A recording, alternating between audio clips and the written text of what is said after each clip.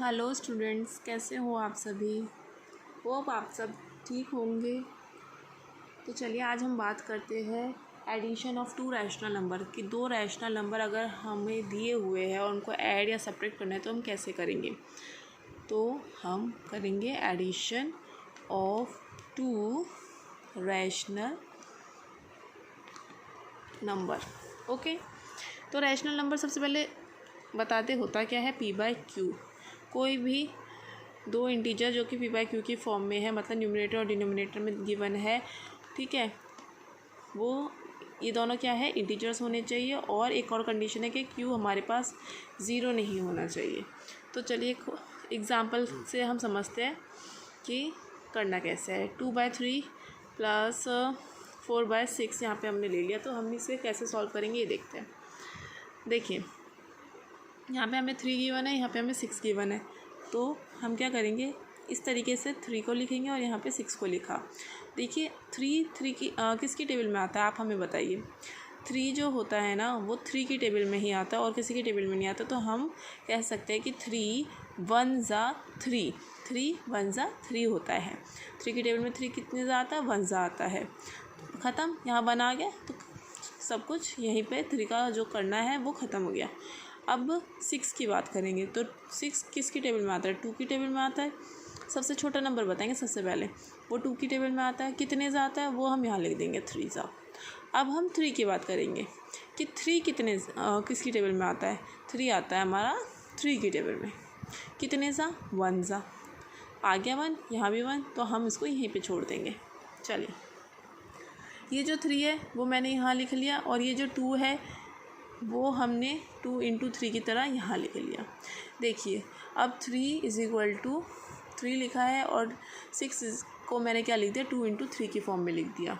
ठीक है, तो यहाँ पे भी 3 है, यहाँ पे भी 3 है, तो हम इनमें से एक 3 बाहर ले लेते हैं। और यहाँ पे 2 है तो इस 2 को भी हम बाहर ले लेंगे।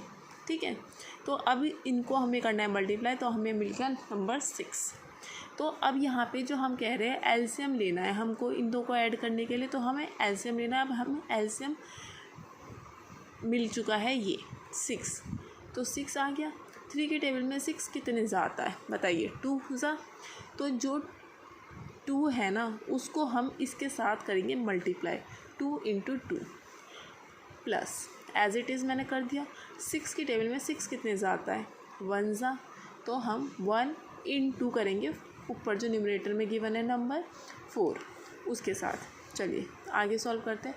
2 2 ज़ा, इसको अगर ब्रैकेट के लगा के समझना है तो और अच्छे से आपको समझ में आ जाएगा। 2 2 ज़ा, अब क्या मिला हमें, 4 मिल गया, प्लस 4 1 ज़ा 4 मिला, अपॉन में 6 जैसे था ऐसे ही हमने लिख लिया। 4 + 4 क्या होता है, 8 होता है, अपॉन में 6। ये आ गया हमारे पास रैशनल नंबर का एडिशन। इसको हम काट भी सकते हैं कि 2 से कट जाएगा। 2 की टेबल में 8 4 ज़ा आता है, 6 हमारा 3 ज़ा आता है, तो हमें आंसर मिल गया 4/3।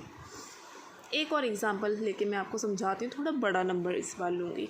जैसे कि मैंने ले लिया 3/7 प्लस 4/21। ठीक है, तो चलिए बात करते हैं। यहाँ पे 7 है, नहीं 7 नहीं लेती हूँ, वो भी पहले जैसा ही एग्जांपल हो जाएगा। तो यहाँ पे थोड़ा और नंबर बड़ा ले लेते हैं, 14 ले लेते हैं। तो देखिए 14 को अब हमने फिर से इस तरीके से लिख लिया, 21 को हमने ऐसे लिख लिया। तो 14 किसकी टेबल में आता है, सबसे पहले छोटा नंबर बताइए जिसकी टेबल में 14 आता है, वो है 2। 2 की टेबल में 14 7 ज़ा आता है। अब हम 7 की बात करेंगे। 7 किसकी टेबल में आता है, सिर्फ 7 की टेबल में आता है। कितने ज़ा आता है, 1 ज़ा, ख़त्म बात। 21 किसकी टेबल में आता है, 3 की टेबल में आता है। कितने ज़ा आता है, 7 ज़ा। अब 7 किसकी टेबल में आता है, 7 की टेबल में आता है 1 ज़ा। तो हमको यहाँ पे 14 मिल गया 2 × 7, और 21 मिल जाएगा 3 × 7। ठीक है, तो देखते हैं यहाँ पे हमें 2 गिवन है, हमें क्या है ना सारी डिजिट्स लिखनी है सारी। पर अगर दो को सेम हो जाती है, जैसे कि 2 लिखा मैंने यहाँ पे 2 × 7, ये जो थे इनको भी मैं ले लूँगी 3 × 7। तो हम क्या करेंगे, बस ये जो हमारा पेयर बन गया ना, एक पेयर बन गया, इसको हम एक सिंगल डिजिट लिख लेंगे, मतलब 2 × 3 × 7।